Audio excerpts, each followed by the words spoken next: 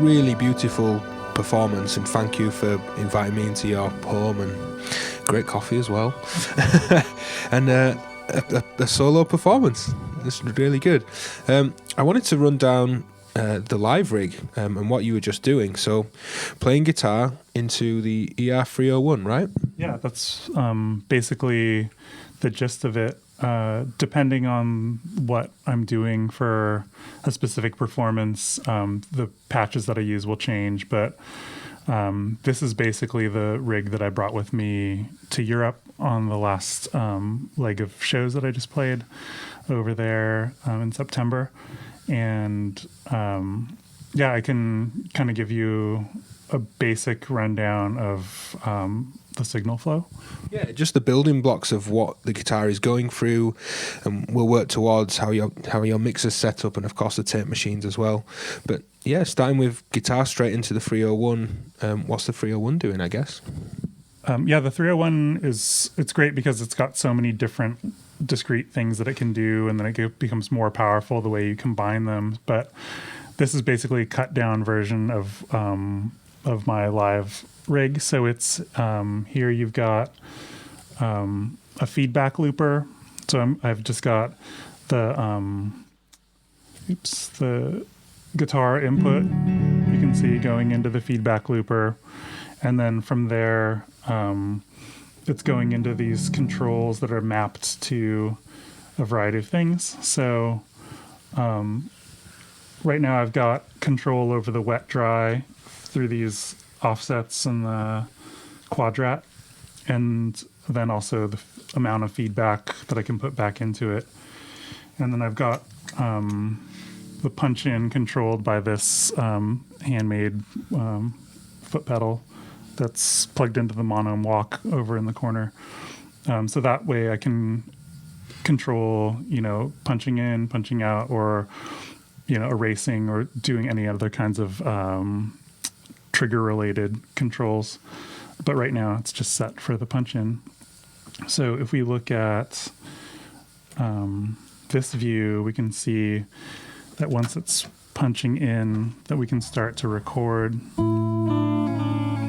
into this buffer. And right now I just have a 20-second buffer set up, and I can control the overdub amount, like I said, from the feedback here, and then the wet and dry, so we can start to hear it again as it comes through.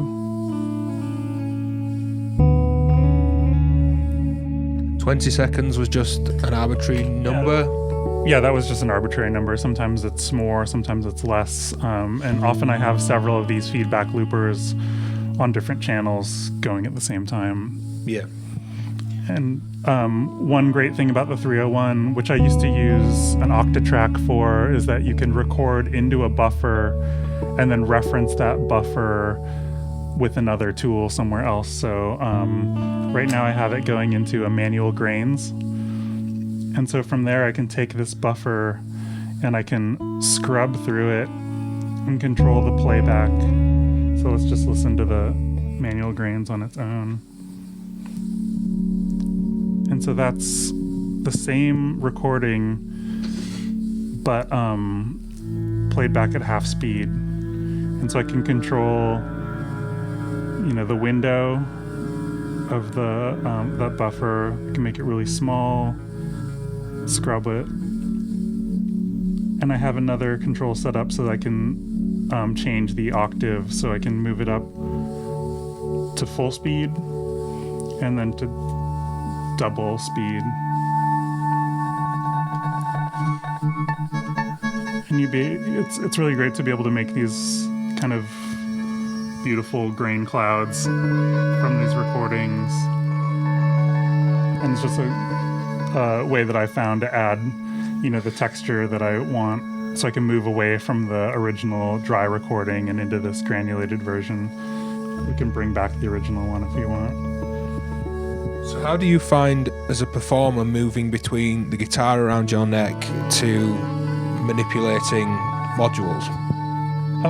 It's something that I've found pretty natural, because I used to do a lot with with guitar pedals, and I wound up, kneeling on the floor. And I like sitting on the floor, playing with guitar pedals, or doing them on tabletop. And so that kind of workflow has been something that's been the center point of my workflow for the last 10 plus years. It's been a good long time since I've used a laptop for performance other than a mixer. So hardware has really been something that I've had, enjoyed the physical aspects of for a long time.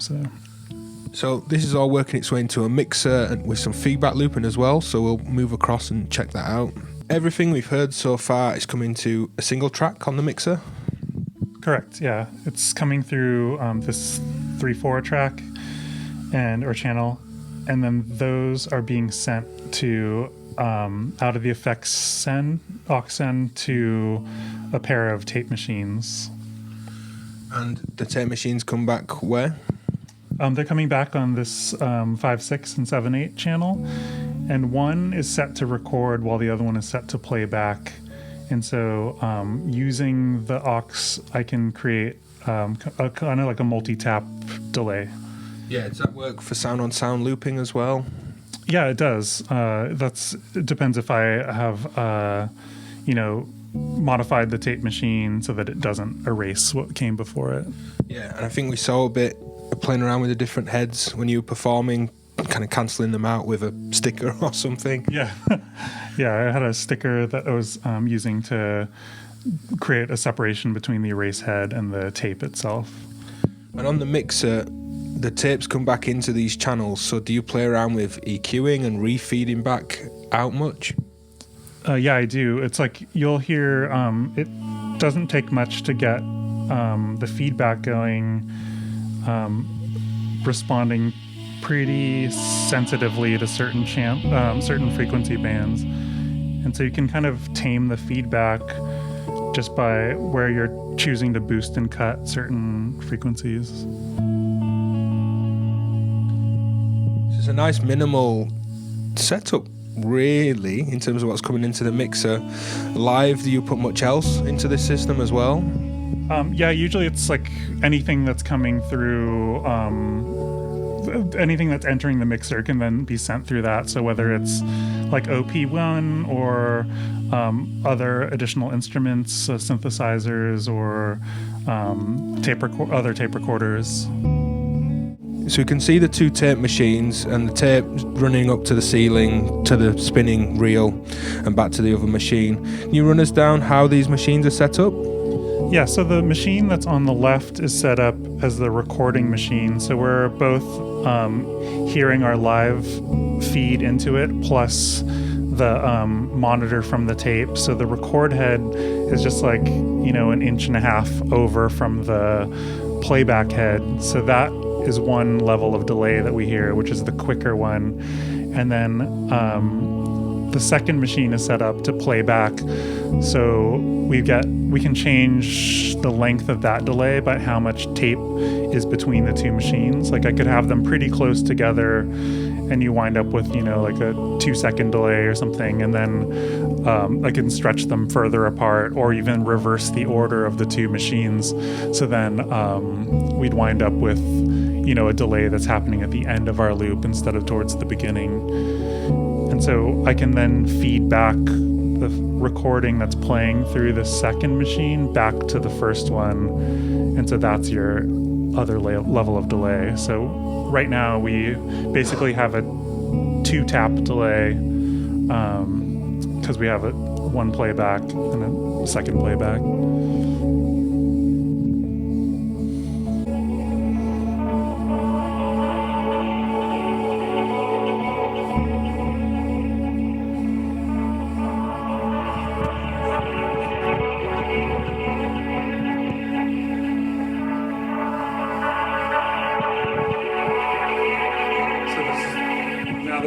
Purely the sound that's captured on the tape itself. The second machine playing back into the first machine.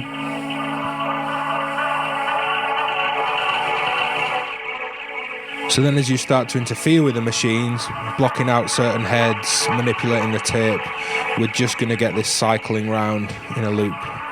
Yeah, it's pretty easy for it to turn into like a runaway feedback machine. So there's nice ways to kind of interrupt that kind of bring it back down to zero, and then you hear the feedback build up back on top of it.